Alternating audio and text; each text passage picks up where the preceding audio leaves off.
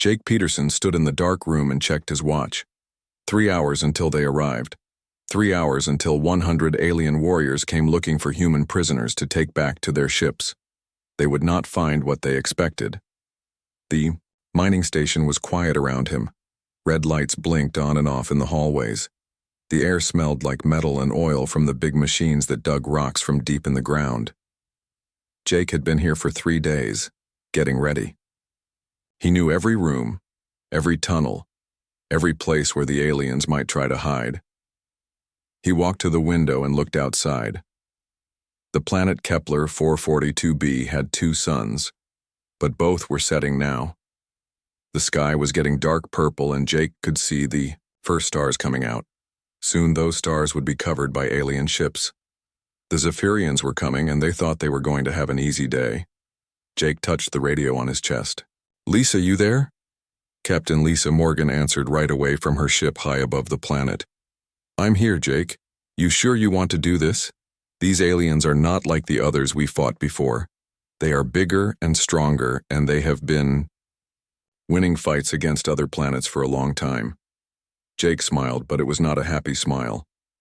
"That's exactly why I need to do this. They think humans are weak. They think we will run away or give up when things get hard. Time to show them they are wrong." He walked away from the window and checked his gun. It was a new model that the Earth military had made just for fighting aliens. The bullets were special too. They could punch through alien armor that stopped regular bullets. Jake had 6 more guns hidden around the station, plus boxes of bullets and other weapons. He was ready for a war. The mining station was perfect for what Jake planned to do. It had long hallways that twisted and turned like a maze. There were big rooms full of heavy machines that could crush anything. There were small tunnels that only one person could crawl through at a time. And best of all, Jake knew how to use all the machines and systems, but the aliens did not. Jake had studied the Zephyrians for months. They were 7 feet tall with green skin that was hard like armor. They had long claws on their hands and teeth like knives. They were strong enough to break a human in half with their bare hands. But Jake had learned something important about them. They always fought in big groups. They never learned how to fight alone. He went to the control room and turned on all the cameras around the station. On the screens, he could see every hallway, every room, every place where someone could hide. The cameras would help him know where the aliens were at all times. He could hunt them, but they would not be able to hunt him. Jake opened a metal box and took out small bombs. Each one was the size of his thumb, but they could blow a hole in a wall. He put the bombs in his pockets and his belt. These were his surprise for the aliens. When they thought they had him trapped, he would show them that humans were very good at making things explode. The radio crackled again. "Jake, we are seeing ships on our long-range sensors. Looks like the whole Zephyrian attack force. You could still leave. We could pick you up and be gone before they get here." Jake shook his head even though Lisa could not see him. "No. These aliens have been attacking human colonies for 6 months. They take people from their homes and hurt them to get information about our military bases. They killed families on New Boston. They destroyed the whole town on Harmony Station. This has to stop." He looked at a picture he kept in his pocket. It showed a little girl with blonde hair and a big smile. Her name was Amy, and she lived on New Boston before the aliens came. Jake had never met her, but he carried her picture to remember why he was fighting. There were thousands of Amys in the human colonies, and they all deserved to be safe. Jake put the picture away and picked up his rifle. He walked to the main entrance of the mining station and opened the big metal doors. Cold air rushed in from outside. He could smell the alien ships now, even though they were still high in the sky. The smell was like burning metal and something rotten.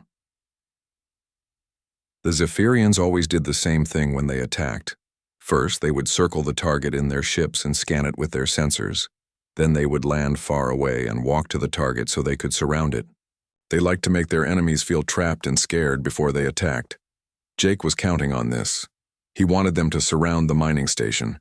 He wanted all 100 of them to come inside looking for human prisoners, because once they were inside, they would be in his world playing by his rules. He went back to the control room and checked the screens again. Nothing yet, but that would change soon. Jake sat down in a chair and closed his eyes for a minute. He thought about his training, all the years of learning how to fight and how to stay alive when the odds were bad. He thought about the other soldiers who had taught him that sometimes one person could make all the difference in a war. The radio buzzed. "Jake, they're here. 12 ships just dropped out of hyperspace. They're big ones, troop carriers. Looks like they brought their whole army." Jake opened his eyes and stood up. "Good. More targets for me." "Jake, be serious. You're talking about fighting 100 alien warriors by yourself. Even you can't win odds like that." "Lisa, you know what the difference is between humans and every other species in the galaxy?" Jake checked his guns one more time and made sure all his equipment was working. "Every other species fights to win. Humans fight to survive. And when we fight to survive, we do things that other species think are impossible." He could hear the alien ships now, a low humming sound that got louder and louder. Through the window he could see lights moving across the dark sky. The Zephyrians were coming, and they thought they were about to capture some human scientist for questioning. Jake laughed, and it was not a nice sound. They have no idea what they're walking into. The first ship landed about a mile away from the mining station. Then another, and another.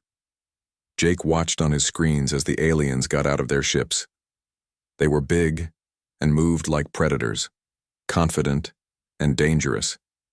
They had energy weapons that glowed blue in the dark. They thought these weapons would be enough to scare humans into giving up. War Prime Thesek was leading them. Jake had seen pictures of this alien before. He was bigger than the others, with red markings on his green skin that showed he was a veteran of many battles. He had destroyed 3 human colonies and killed hundreds of people. Tonight, Jake was going to make sure Thesek never hurt anyone again. The aliens started walking toward the mining station in a long line. They moved slowly, checking everything with their sensors. They were looking for traps, but they did not know that the whole station was one big trap. Jake turned on the station's speaker system. His voice echoed out across the dark landscape. "Welcome to Kepler 442b. I am Commander Jake Peterson of the Earth Defense Force.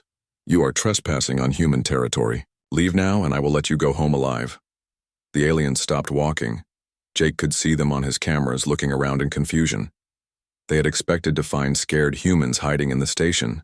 Instead, they found one human who was talking to them like he was in charge. Thesek's voice came back through the alien communication system. It sounded like rocks grinding together. "Human, you will surrender now. We have come for prisoners and you will serve our purpose." Jake smiled and picked up his rifle. "Sorry, but I don't surrender. And I really don't like bullies who pick on families and children." He turned off the speaker and got ready for war. The Zephyrian warriors moved across the dark ground like a green wave of death. Jake watched them on his screens as they got closer to the mining station. They walked in perfect lines, their weapons ready, their yellow eyes glowing in the night. War Prime Thesek was in the front, pointing with his long clawed hand and giving orders in their clicking language. Jake counted them as they moved. 20 in the first group, 30 in the second, 25 more coming from the left side, and the rest spreading out to surround the whole station. They were doing exactly what he had hoped they would do. They were making themselves into targets. He pressed a button on his control panel, and lights came on all around the mining station, bright white lights that made the aliens stop and cover their eyes. Jake spoke into his microphone again, and his voice came out of speakers all around the area. "You have 10 seconds to get back in your ships and leave. This is your last warning." Thesek made a sound like angry cats fighting. He shouted something in alien language, and all his warriors raised their weapons. Blue energy beams shot toward the mining station, hitting the walls and making sparks fly everywhere. The beams were hot, enough to melt steel, but the mining station was built to handle much worse than alien weapons. Jake pressed another button. Big metal shutters came down over all the windows, protecting them from the energy beams. The aliens could shoot all they wanted now. They were just wasting their power. "Stupid aliens," Jake said to himself. "You just told me exactly how your weapons work." He picked up his rifle and walked to the main entrance. The big metal doors were thick enough to stop tank shells, but Jake was not planning to hide behind them. He was planning to open them and invite the aliens inside. Through his cameras, he watched the Zephyrians move closer. They were not afraid. Why should they be? They had won every battle they had ever fought. They had conquered 17 different planets. One human in a mining station was nothing to warriors like them. Thesek reached the main entrance and put his clawed hand on the door. He was strong enough to tear through metal, but these doors were made for mining equipment that weighed as much as spaceships. Even his alien strength could not break them. "Human," he shouted, "open this door and surrender. We will make your death quick if you do not resist." Jake laughed and pressed the button that opened the doors. They slid apart with a loud grinding sound, and suddenly Thesek was looking at empty hallway with red emergency lights. No human was waiting for him. No traps that he could see. Just an empty corridor that went deeper into the station. "Come, on in." Jake's voice echoed from the speakers. "Make yourselves at home." Thesek looked suspicious, but he was also angry. No prey creature had ever mocked him like this human was doing. He gestured to his warriors, and they followed him into the station. Their claws clicked on the metal floor as they walked. Jake watched from the control room as all 100 aliens entered his trap. They moved in groups, checking every room, looking for the human who had dared to challenge them. Their weapons were ready, their senses alert for any sign of danger. But they did not understand human technology, and they did not know that Jake was watching their every move. The first group reached the main processing chamber, a huge room full of conveyor belts and crushing machines used to break up rocks from the mines. The aliens spread out, looking behind every piece of equipment, searching for their human prey. That was when Jake hit the first button. The conveyor belts suddenly came to life, moving fast like metal rivers. 3 aliens who were standing on them lost their balance and fell. The belts carried them toward the crushing machines, huge metal jaws that could turn boulders into dust. The aliens tried to jump off, but the belts were moving too fast and the sides were too high. The crushing machines activated with a sound like thunder. When they stopped, there were only pieces of green armor scattered on the belt. Thesek roared with anger and fired his weapon at the control box for the conveyor system. The blue energy beam melted the metal, and the belt stopped moving. But the damage was done.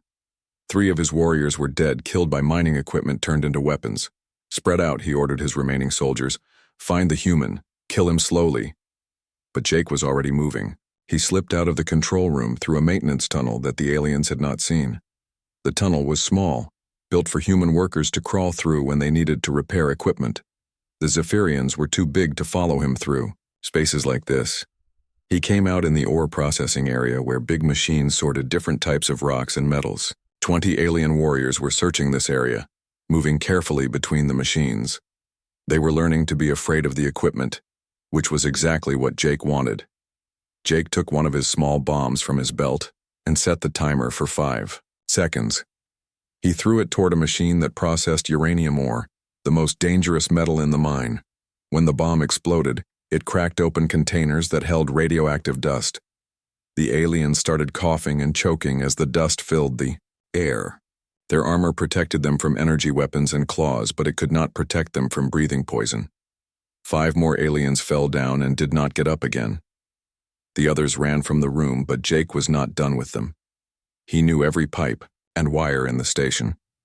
He turned off the air filters in that section and turned on the fans that would blow the radioactive dust into other parts of the station. Now the aliens would have to be careful about where they went and what they breathed. Thesek's voice echoed through the station on the alien communication system. "Human, face me like a warrior. Stop hiding and fight." Jake picked up his radio and answered so all the aliens could hear him. "I am fighting. This is how humans fight. We use our brains instead of just our muscles. We turn everything around us into weapons. Your people should have learned this before you decided to attack our colonies." He moved through another tunnel to the mining equipment garage, where the big machines that dug tunnels were kept. The aliens had found this area too, and 15 of them were searching between the huge drilling machines and earth movers.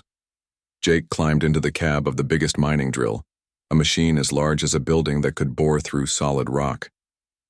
He started the engine and the whole machine shook as it came to life. The drill at the front began to spin, diamond-tipped teeth designed to cut through anything. The aliens heard the noise and came running, but they were too late. Jake drove the drilling machine right at them, the spinning drill leading the way. The aliens tried to shoot at the machine, but their energy weapons could not penetrate the thick metal that was built to survive cave-ins and rock falls. 3 aliens were too slow to get out of the way. The drill caught them and they disappeared in a spray of green blood and broken armor. The other aliens ran, but Jake chased them with the drilling machine, driving them toward another trap he had prepared. In the refinery section, Jake had set up containers of acid used to separate valuable metals from worthless rock. When the fleeing aliens ran into this area, Jake used the drilling machine to knock over the containers. Acid splashed everywhere, eating through alien armor like it was paper. More aliens died, their death screams echoing through the station.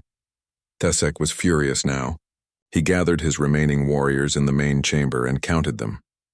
He had started with 100 of the best soldiers in the Zephyrian military.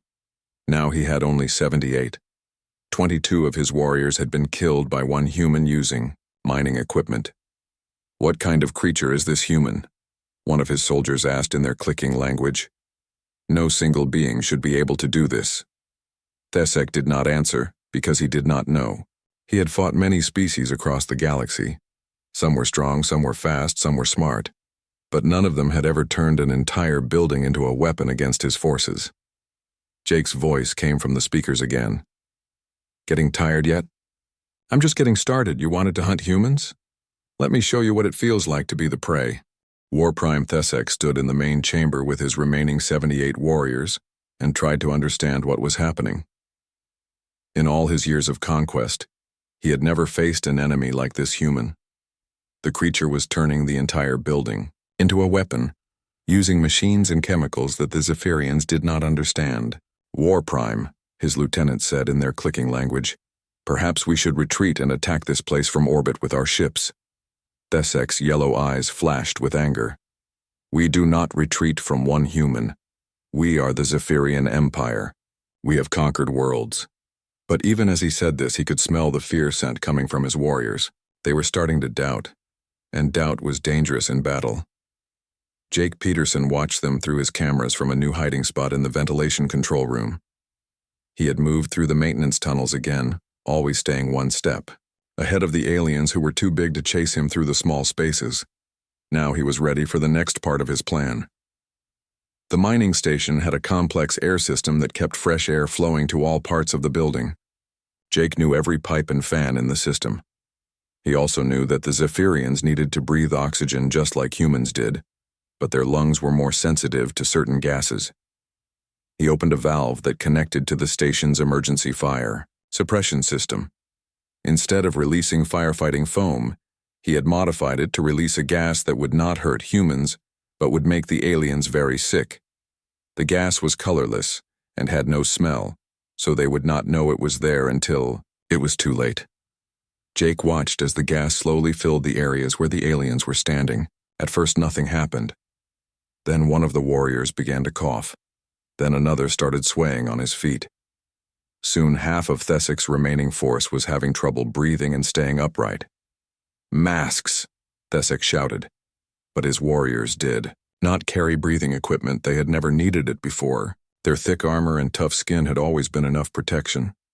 Jake pressed another button, and the air system started blowing the gas toward the areas where the aliens were trying to hide. He spoke into his microphone, and his voice echoed through the station again. "Having trouble breathing? That's what the families on New Boston felt when your warriors used poison gas on them. Remember that, Thesek? You killed children with gas just like this." The War Prime roared with rage and fired his energy weapon at the nearest speaker, melting it into slag. But Jake's voice continued from other speakers throughout the station. "The difference is my gas will just make you sick. It won't kill you unless you stay here too long. I'm not like you. I don't murder families." Thesek looked around at his warriors. 15 more were down, gasping for air that burned their lungs. The others were weak but still able to fight. He had to make a choice: retreat and lose face, or find this human and end this nightmare. "Split into small groups," he ordered. "Search every room, every tunnel, every hiding place. The human cannot be everywhere at once. This was exactly what Jake had been waiting for. When the aliens were in one big group, he could hurt many of them at once, but it was hard to kill them all. When they split up into small groups, he could hunt them one group at a time. Jake left the ventilation room, through another maintenance tunnel, and crawled to the station's lower level where the power generators were kept. This was the heart of the mining station, where massive machines created electricity for all the equipment. It was also where Jake had hidden his best weapons. A group of 6 aliens came down the stairs, moving carefully with their weapons ready. They were learning to be afraid of every machine and every shadow. Their leader held up his clawed hand, signaling the others to stop and listen. That was when Jake struck. He had rigged the power generators with motion sensors. When the aliens stepped into the right spot, the generators would overload and release a burst of electricity. Lightning jumped between the metal walls, and the 6 aliens were caught in the middle of it. Their armor conducted the electricity perfectly, cooking them inside their own protective shells. They fell to the ground, smoke rising from their bodies. Jake moved to his next position while another group of aliens found their dead comrades. He could hear Thesek screaming orders, but the War Prime's voice was getting higher and more desperate. The confident leader was becoming a frightened creature who did not understand what was happening to his army. In the mineral storage area, Jake had prepared another surprise. The mining station processed many different types of rocks and metals, including some that were very dangerous when mixed together. Jake had spent hours moving bags of chemicals and metal dust to create a trap that would make a very big explosion. 8 aliens entered the storage area, searching behind stacks of mineral containers. Jake waited until they were all inside. Then he shot one bullet at a small device he had attached to the ceiling. The device was a detonator connected to 50 pounds of explosive materials. The explosion shook the entire station. When the smoke cleared, the storage area was gone, and so were the 8 aliens who had been searching it. A hole had been blown in the floor, and Jake could see down to the mining tunnels below. From his hiding place, Jake heard Thesek howling like a wounded animal. The War Prime had lost 37 warriors now. His mighty army was being destroyed by one human who fought like a ghost, striking from nowhere and disappearing before they could fight back. Jake moved through the maintenance tunnels to the communications room where the station's radio equipment was kept. He had one more message to send before the final phase of his plan. He turned on the powerful transmitter that the mining station used to talk to ships in orbit. But instead of calling Captain Lisa Morgan on the human destroyer, he set the radio to broadcast on all frequencies that the Zephyrian ships would be listening to. "This is Commander Jake Peterson of the Earth Defense Force," he said into the microphone. "I am broadcasting this message to all Zephyrian vessels in this system. Your War Prime Thesek brought 100 warriors to capture human prisoners. He now has fewer than 50 warriors left, and they are all going to die in this station." Jake paused to let that sink in, then continued. "I want your high command to hear this message. I want them to understand what happens when you attack human families. We do not just fight back. We make you pay a price that you will never forget." In the main chamber, Thesek heard the broadcast and knew that his career was over. Even if he survived this battle, the High Command would blame him for the disaster. A War Prime who lost half his force to one human would be stripped of rank and probably executed as an example to others. But Thesek was still a warrior, and warriors did not give up. He gathered his remaining soldiers around him and checked their weapons. They were down to 43 fighters, but they were the strongest and smartest of his original force. The weak ones were already dead. "We end this now," he told them. "No more searching. No more traps. We go to the center of this station and we tear it apart piece by piece until we find the human. Then we make him pay for what he has done to our brothers." The aliens began moving through the station in one large group, no longer trying to search quietly. They smashed through doors and destroyed equipment as they went, making as much noise as possible. If they could not hunt the human like prey, they would force him to come to them. Jake watched them on his cameras and smiled. The final phase of his plan was about to begin. He had hurt them, scared them, and made them angry. Now he was going to finish what he had started. He picked up his rifle and walked toward the main chamber where Thesic and his warriors were gathering. It was time to show the aliens what happened when they made a human truly angry. Jake Peterson walked down the main hallway toward the central chamber, where War Prime Thesic waited with his remaining 43 warriors. Jake was no longer hiding. He was done being a ghost in the shadows. It was time to face his enemies, directly, and show them what a human could do when fighting for his people. His boots made loud sounds on the metal floor as he walked. Each step echoed through the mining station like a drumbeat. Jake wanted the aliens to hear him coming. He wanted them to know that he was not afraid of their claws and their energy weapons. He was walking into their trap on purpose, and that should scare them more than anything else he had done. Jake's armor was damaged from the fighting. Burn marks from alien weapons covered the chest plate, and there were scratches where flying metal had hit him during the explosions. But the armor still worked, and more importantly, Jake still worked. His rifle was loaded with his last magazine of special bullets. His belt held his final 3 small bombs. Everything he had left was going into this last fight. In the central chamber, Thesic paced back and forth like a caged animal. His yellow eyes glowed with hatred as he listened to the humans' footsteps getting closer. Around him, his warriors formed a circle, their weapons pointed toward the entrance. They had learned to fear the humans' tricks, but they were still confident that 43 armed soldiers could kill one man in direct combat. "War Prime," one of his lieutenants said in their clicking language. "The human is walking into our trap. This seems too easy." Thesic's crest flared with anger. "Easy? Look around you. This human has killed 57 of our best warriors using mining equipment and poison gas. Nothing about this creature is easy, but we are Zephyrian warriors, and we do not run from one enemy no matter how dangerous he is." The footsteps stopped just outside the chamber entrance. For a long moment there was silence in the mining station. No machines running, no voices speaking, no sounds except the quiet hum of the emergency power systems. Then Jake Peterson stepped through the doorway and into the chamber where his enemies waited. He looked smaller than the aliens had expected. Humans were much shorter than Zephyrians, and Jake's damaged armor made him look even more fragile compared to their natural shell-like skin. But his eyes held something that made the alien warriors step back despite themselves. Jake's eyes showed no fear, no doubt, no hesitation. They showed the cold determination of a predator who had chosen his prey. "Hello, Thesic," Jake said, his voice calm and steady. "I've been waiting to meet you face to face." The War Prime stepped forward, his claws extending from his fingers. "Human, you have killed my warriors and destroyed my reputation. But your tricks will not work here. There is nowhere to run, no machines to hide behind, no traps to save you. It is just you against all of us." Jake nodded and looked around at the circle of alien soldiers. 43 left out of 100.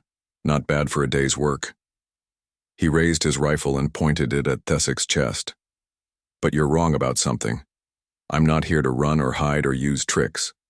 I'm here to finish what you started when you decided to attack human families." Thesic laughed, a sound like breaking glass. "One bullet against 43 warriors? Even if you kill me, my soldiers will tear you apart." "Who said anything about one bullet?" Jake asked. He pulled the trigger, and his rifle fired not one bullet but 3 at the same time. The special ammunition spread out as it flew, and all 3 bullets hit Thesic in different places. The War Prime roared in pain and surprise as the bullets punched through his armor and deep into his body. But Thesic was not dead. He was hurt badly, green blood flowing from his wounds, but he was still standing. He raised his energy weapon and fired at Jake, the blue beam missing by inches as Jake rolled to the side. The other aliens opened fire at the same time, and the chamber filled with deadly blue light. Jake was already moving, using the broken mining equipment in the room as cover. Energy beams melted metal all around him, but Jake had spent 3 days learning every piece of equipment in this room. He knew exactly where to go to stay alive. Jake fired back, his bullets finding targets even as he moved. 2 aliens fell, then 3 more. But there were still too many of them, and Jake was running out of places to hide. An energy beam grazed his shoulder, burning through his armor and into his skin. Jake gritted his teeth and kept fighting. He pulled one of his small bombs from his belt and threw it toward a group of aliens on his left. The explosion knocked 5 of them down, but the others kept shooting. Jake was trapped behind a broken conveyor belt, energy beams cutting through the metal above his head. That was when Jake remembered something his old sergeant had told him during training. When you're outnumbered and outgunned, don't try to win fair. Cheat better than the other guy.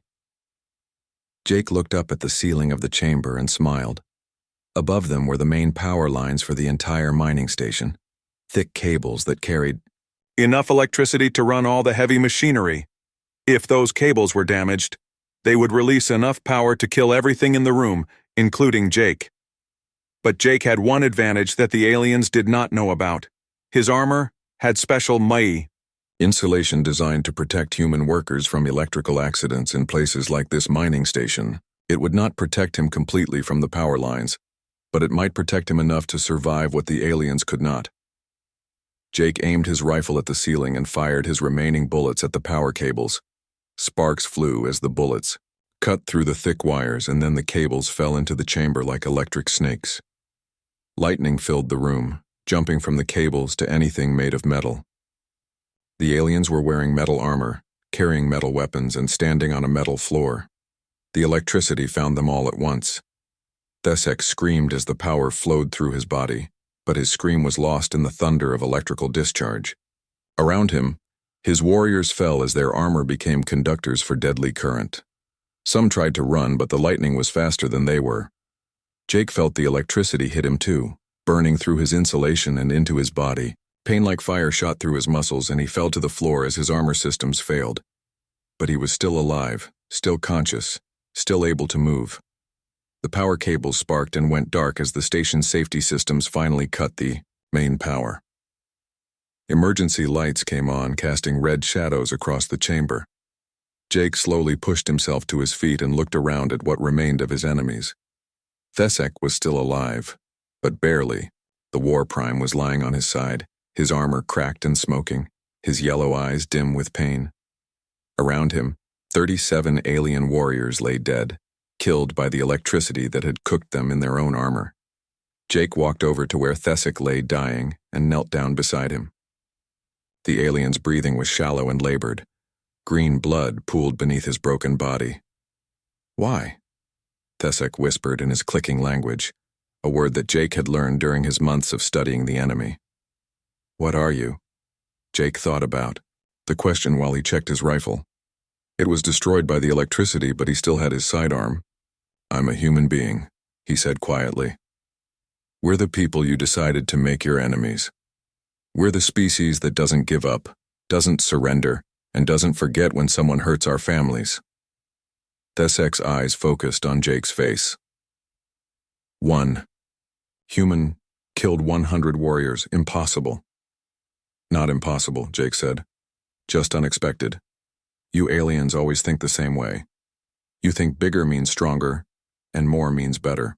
But humans learned a long time ago that sometimes the small guy wins by being smarter, tougher, and more determined than the big guy expects." The War Prime tried to speak again, but only blood came out of his mouth.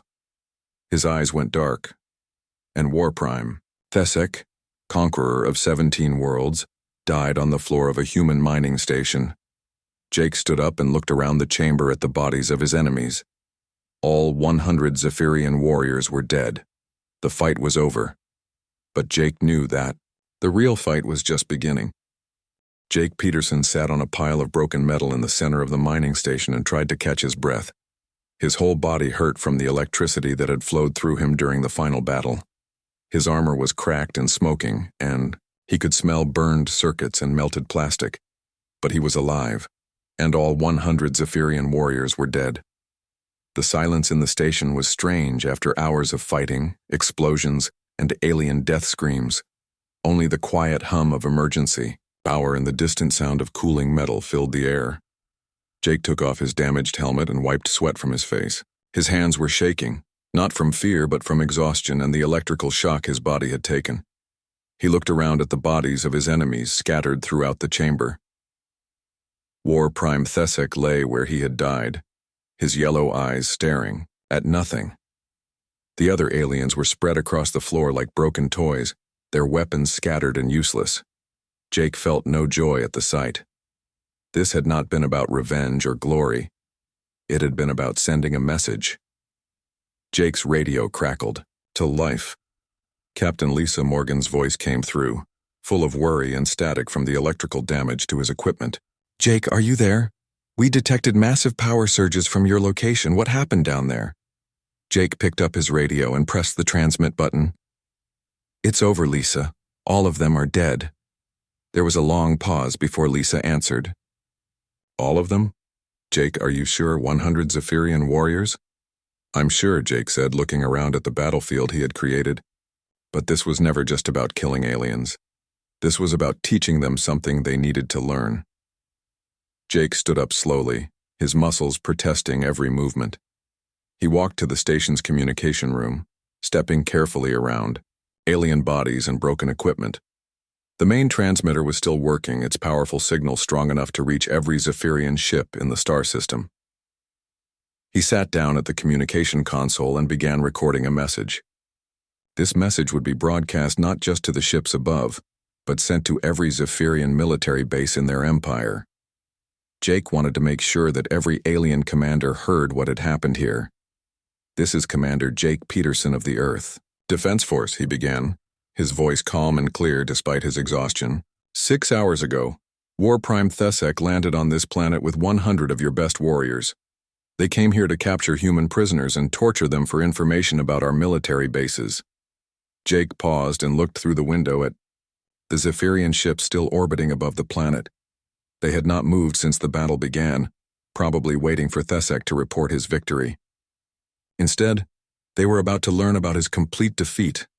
"Thesek and all his warriors are now dead," Jake continued.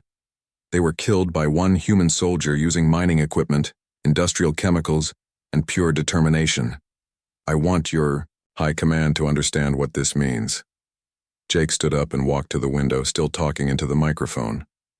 "For months, your people have been attacking human colonies. You have killed families, destroyed towns, and taken prisoners to torture. You did this because you thought humans were weak. You thought we would be easy prey for your empire." In the space above, Jake could see lights blinking on the alien ships as they received his transmission.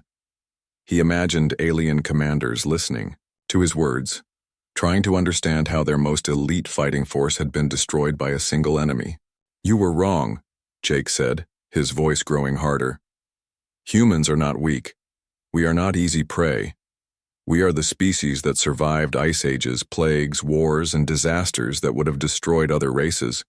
We are the people who turned a dangerous planet into our home by being smarter, tougher, and more stubborn than everything that tried to kill us." Jake thought about the picture in his pocket. The little girl named Amy who had died when the aliens attacked New Boston. He thought about all the other families who had suffered because the Zephyrians thought humans would not fight back. "Every human colony you attacked was defended by people who were not soldiers," Jake continued. "Farmers, teachers, engineers, doctors, people who just wanted to live in peace. But when you threatened their families, they became something else. They became what I am, a human being who will not accept defeat." Captain Lisa Morgan's voice came through his damaged radio again. "Jake, we're reading 12 Zephyrian ships moving away from the planet. Looks like they're leaving the system." Jake smiled as he watched the alien ships turn away from the planet and begin accelerating toward the edge of the star system. They were running. The mighty Zephyrian Empire was retreating from one human with a broken rifle and damaged armor. "I can see your ships leaving," Jake said into the transmitter. "That's a smart choice. But I want you to remember something as you go back to your empire. What happened here today was not a lucky accident. This is what happens every time you attack humans." Jake walked back to the control room and looked at the screens that showed camera feeds from around the station. Every room, every hallway, every tunnel showed the same thing: dead alien warriors who had underestimated their human enemy.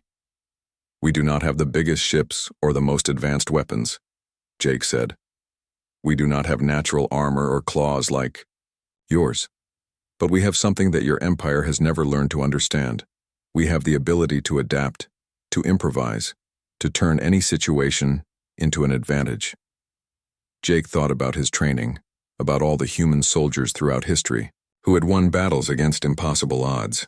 From ancient warriors who defeated larger armies through clever tactics, to modern soldiers who had turned desperate situations into victories through determination and ingenuity.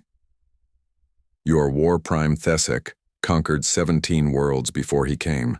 Here, Jake continued, he won those battles because he was fighting aliens who thought like he did. They fought with honor, with rules, with predictable strategies. Humans do not fight that way. Captain Lisa Morgan's shuttle was approaching the mining station now. Jake could see its lights through the window as it prepared to land. Soon he would leave this place and return to the human fleet, but his message would continue traveling through space to every corner of the Zephyrian Empire. When you threaten our families, we become something your empire has never faced before, Jake said. We become humans who have nothing left to lose. We turn our homes into fortresses, our tools into weapons, our knowledge into deadly traps. We fight not just with our hands and our guns, but with our minds and our refusal to give up. Jake could hear the shuttle landing outside the station. Lisa would be here soon with a medical team to check his injuries and engineers to examine what he had done to the mining equipment. But first, Jake had to finish his message to the aliens. I want every Zephyrian commander to hear this recording, he said.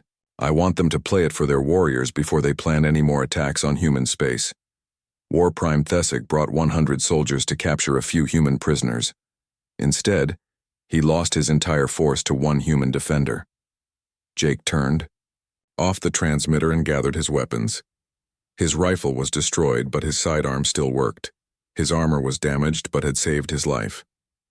Most importantly, his message was complete. Captain Lisa Morgan entered the station with a team of medics and soldiers. She looked around at the destruction and the alien bodies with amazement. Jake, this is incredible. How did you do all this? Jake smiled as the medics began checking his injuries. I did what humans do best, Lisa. I adapted to the situation and refused to quit. The aliens brought superior numbers and better weapons, but they forgot that humans have been winning impossible fights for thousands of years. Lisa shook her head, in wonder. The Zephyrian High Command is already broadcasting new orders to their fleet. They're withdrawing from all human territory and requesting a peace conference. Jake nodded. Good. Maybe now they understand that attacking humans is not worth the cost. As the shuttle lifted off from the mining station and headed back to the human fleet, Jake looked down at the battlefield where he had made his stand. 100 alien warriors had come to this planet expecting an easy victory. Instead, they had learned the most important lesson in the galaxy. Humans do not surrender.